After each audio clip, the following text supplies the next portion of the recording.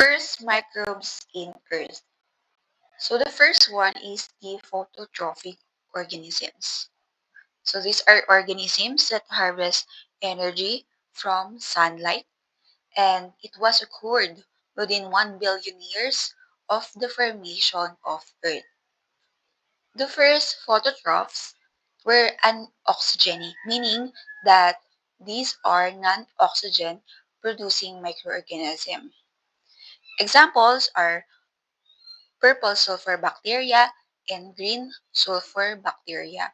So these purple sulfur bacteria are now being used in industries to produce sustainable gas.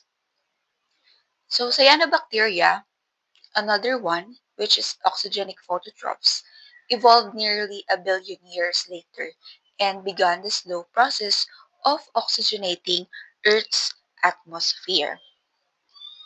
So these early phototrophs lived in structure called microbial mats. So these are layers of microorganisms, multi-layered actually.